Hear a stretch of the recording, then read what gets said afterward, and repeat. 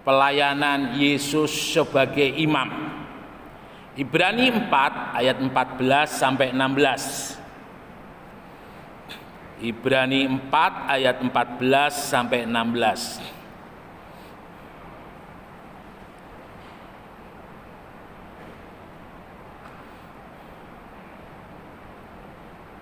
Ibrani 4 ayat 14 sampai 16 demikian firman Tuhan. Karena kita sekarang mempunyai imam besar agung yang telah melintasi semua langit, yaitu Yesus, Anak Allah. Baiklah kita teguh berpegang pada pengakuan iman kita. Sebab imam besar yang kita punya bukanlah imam besar yang tidak dapat turut merasakan kelemahan-kelemahan kita. Sebaliknya sama dengan kita, ia telah dicobai, hanya tidak berbuat dosa.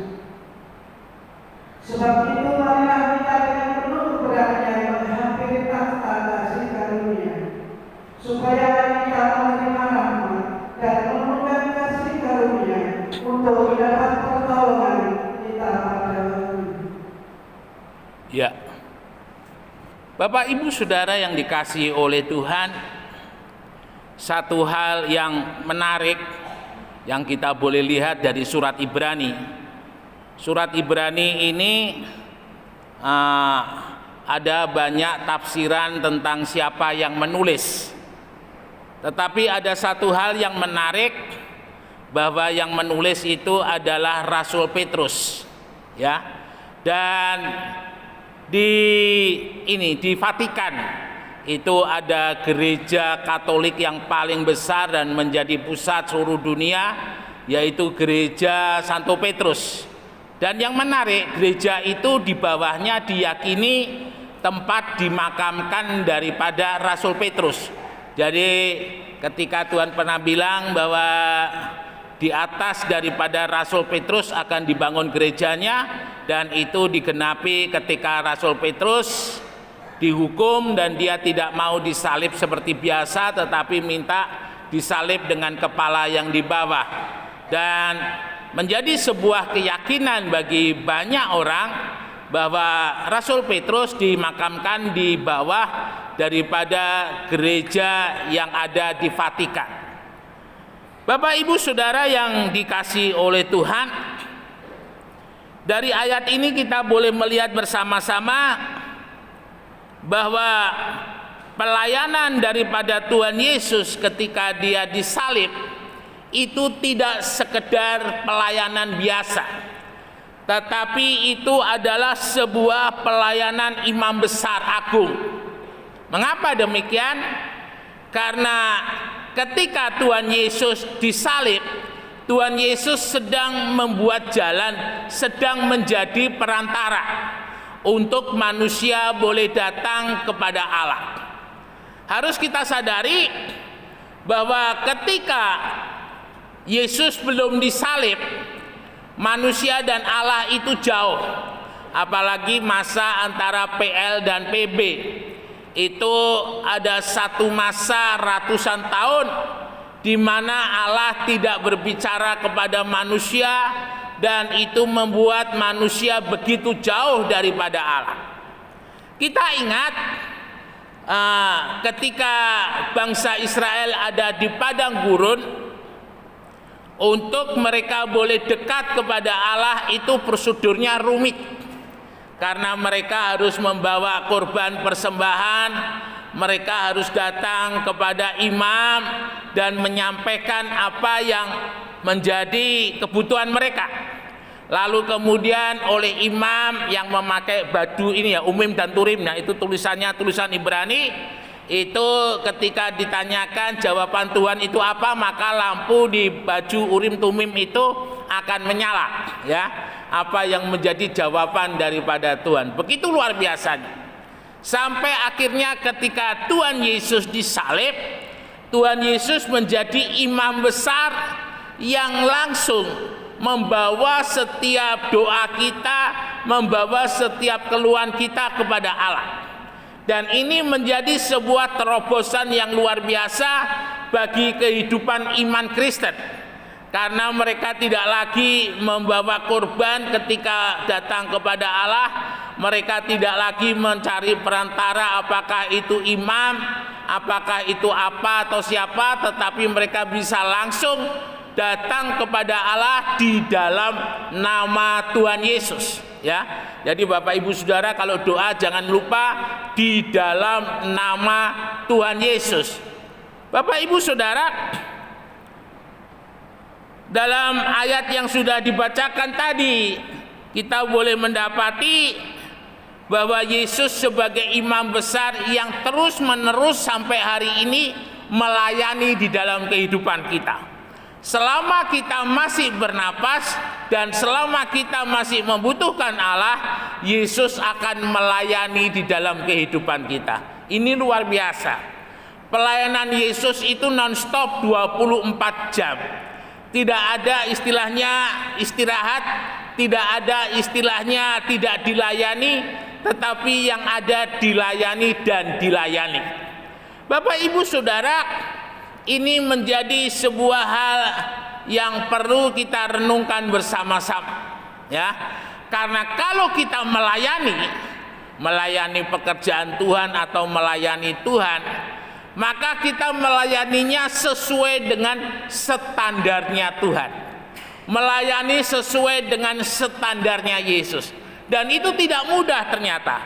Karena ketika kita melayani dengan standarnya Tuhan Yesus, maka kita melayani setiap waktu, kita melayani setiap saat, kita melayani tanpa tanpa melihat bagaimana keberadaan kita, melayani dan melayani. Saudara-saudara, yang berikut dikatakan bahwa Yesus adalah imam besar yang turut merasakan kelemahan-kelemahan kita. Jadi artinya ketika Yesus melihat kita dan Yesus mendengar dan menjawab doa kita, Yesus dalam posisi tidak hanya dari atas melihat, tetapi Yesus juga turun ke bawah, ada di dalam pergumulan kita, ada di dalam kesulitan kita, dan itu yang menjadi Tuhan tahu ketika menjawab persis sesuai dengan kebutuhan kita. Jadi dalam segala kelemahan kita Tuhan ada, dalam segala kelemahan kita Tuhan tahu, dan dalam segala kelemahan kita Tuhan bersama-sama dengan kita. Jadi Bapak Ibu Saudara, mungkin Bapak Ibu Saudara dalam pergumulan, Bapak Ibu Saudara jangan berkata Tuhan aku sendiri. Tuhan katakan tidak, aku ada bersama-sama denganmu. Sebuah buku yang seringkali saya kutip tentang ini ya, judulnya Footprint kalau tidak salah, jejak-jejak kaki.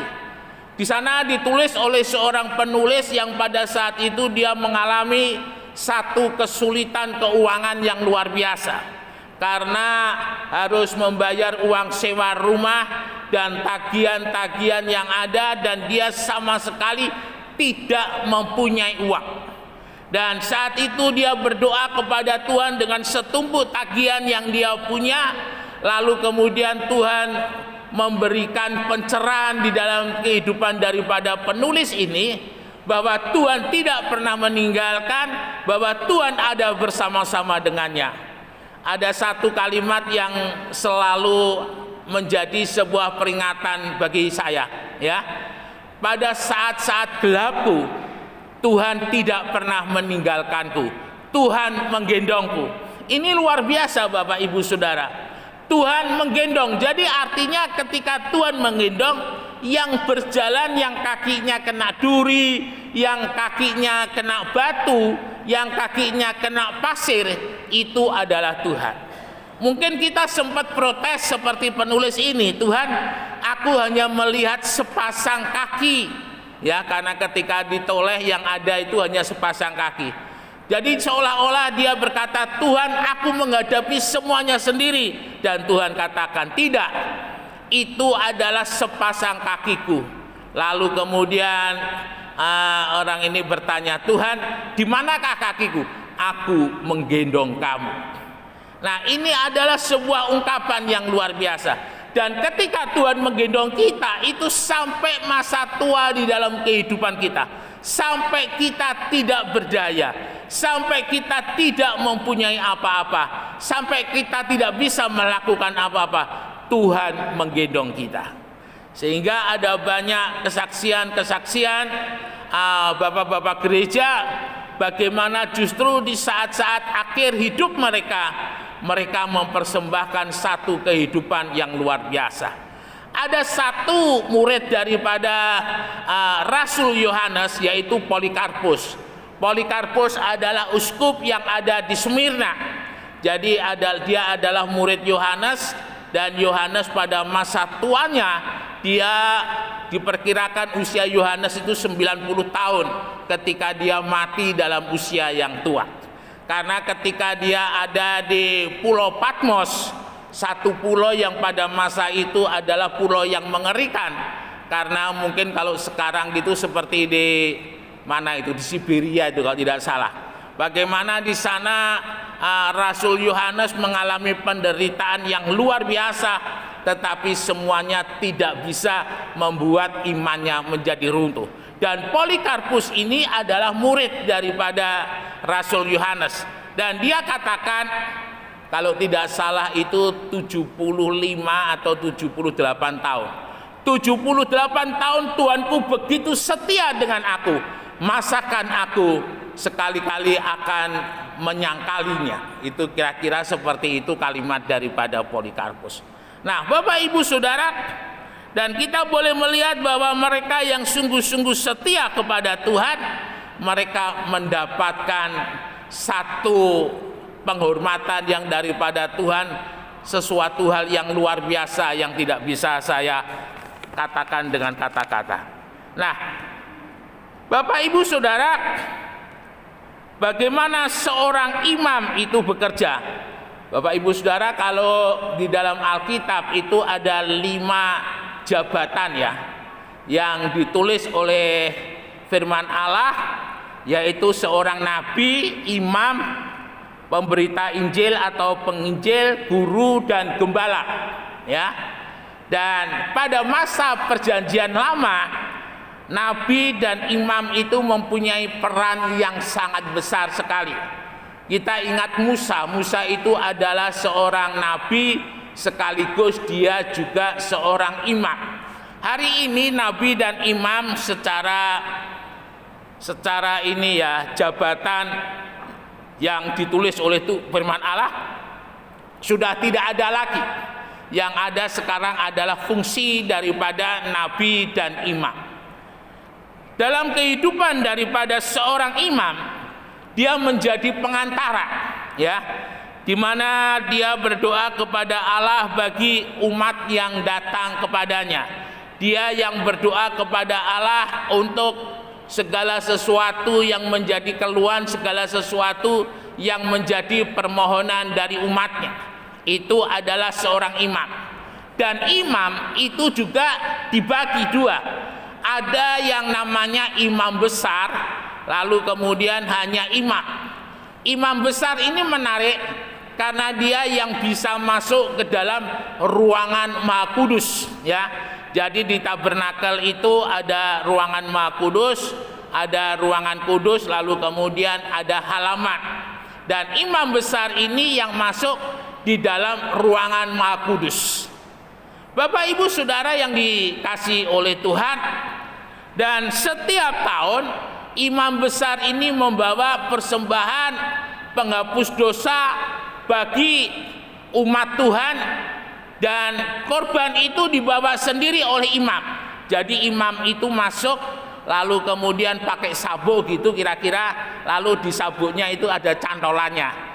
Jadi itu ada cantol talinya itu sampai ke belakang. Ketika imam itu melayani di ruangan Maha Kudus, kadangkala imam itu mengalami perjumpaan dengan Tuhan yang luar biasa, seperti Imam Sakaria yang membuat ketika dia bertemu dengan malaikat Tuhan di ruangan Maha Kudus, dia menjadi bisu karena dia setengahnya agak menyangkal apa yang dikatakan oleh malaikat Tuhan. Nah, Imam besar itu dia akan masuk dan membawa kurban, dan dia juga membawa darah binatang yang dipersembahkan, kemudian menyiramkan di atas tutupan peti grafirat dan atau tabut Tuhan. Dan tabut Tuhan sampai dengan hari ini menjadi sebuah hal yang misterius di mana keberadaannya, ya. Karena ketika bangsa Romawi itu dia menjajah Israel, lalu kemudian dia keluar pergi ke Romawi, itu dia banyak bawa perkakas yang ada di tabut Tuhan, tetapi di sana tidak dijumpai tabut perjanjian, ya. Jadi pelita emas sebagainya itu ada dibawa oleh orang-orang Romawi, tetapi yang namanya tabut Tuhan itu tidak dibawa. Bapak Ibu Saudara, dan itu menjadi sebuah misteri. Nah, seorang imam dia tidak bisa mengangkat dirinya sendiri. Ada pilihan yang Tuhan tetapkan untuk memilih seorang imam. Jadi imam itu dia bertugas di dalam bait Allah. Sementara nabi itu dia bertugas di luar daripada bait Allah. Tetapi sesekali waktu Tuhan izinkan beberapa nabi sekaligus menjadi imam. Nah, secara umum seperti itu, seorang imam itu hanya melayani di dalam bait Allah, ya, di dalam bait suci, dan dia menjadi wakil daripada umat Tuhan ketika dia datang kepada imam untuk meminta petunjuk apa yang harus dilakukan. Imam datang kepada Tuhan dan meminta petunjuk daripada Tuhan. Bapak Ibu Saudara yang dikasihi oleh Tuhan, ada 3 macam tugas daripada imam, ya. Yang pertama, imam mempersembahkan korban karena dosa. Dan di dalam Lukas 22 ayat 19 dan 20 di sana kita mendapati satu bagian ayat, inilah tubuhku yang diserahkan bagi kamu. Cawan ini adalah cawan perjanjian. Nah, kita melihat dari apa yang dikatakan oleh Yesus sebagai sebuah gambaran tentang perjamuan kudus yang diterima oleh orang percaya, dan ini menjadi sebuah masalah yang besar ketika gereja mula-mula ada pada saat zaman Romawi. Karena saat itu orang Romawi memata-matai orang Kristen, dan ketika mereka mendengar inilah tubuhku yang diserahkan bagi kamu, mereka menyangka bahwa ada orang yang disembelih, ada orang yang dibunuh dan dimakan bersama-sama. Dan itu membuat ada banyak orang Kristen yang ditangkap, kemudian dihukum mati oleh kaisar-kaisar Romawi pada waktu itu. Bapak Ibu Saudara yang dikasihi oleh Tuhan, kita melihat di sini bahwa persekutuan dengan tubuh Tuhan adalah kehadiran Tuhan di dalam kehidupan daripada orang percaya. Kita sadar bahwa ketika kita berdoa kepada Tuhan, ketika menyembah kepada Tuhan, satu hal yang harus sungguh-sungguh ada di dalam kehidupan kita adalah membuka hati, menerima Tuhan hadir di dalam kehidupan kita. Kadang ada orang percaya dia berkata, "Pak, saya berdoa tapi saya tidak merasakan apa-apa." Artinya ketika saudara berdoa, saudara tidak di dalam hadiratnya Tuhan. Ini penting Bapak Ibu Saudara, karena ketika kita berdoa dan ada di dalam hadiratnya Tuhan, maka itu akan membuat di dalam kehidupan kita mengalami apa ya, kalau boleh saya katakan, mengalami sebuah transformasi. Dari keadaan yang tidak baik menjadi baik, dari keadaan yang buruk menjadi baik, dari keadaan yang tidak sejahtera menjadi sejahtera. Itu ketika hadirat Tuhan kita terima. Nah, ketika ada orang dia begitu sering berdoa, dia begitu sering berkata, "Saya selalu berdoa, saya selalu menyembah Tuhan," tetapi sama sekali tidak ada perubahan di dalam hidupnya. Kalau boleh saya katakan, dia berdoa tanpa hadirat Tuhan di dalam kehidupannya, ya. Jadi ketika orang berdoa tanpa hadirat Tuhan, dia seperti seorang anak yang sedang mungkin mengingat-ingat pelajarannya di sekolah.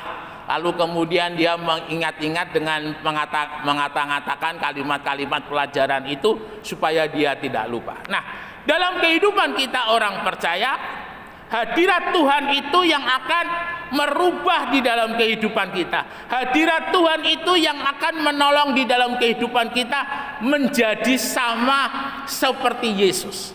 Dan ini adalah satu hal yang penting bagi kehidupan orang percaya.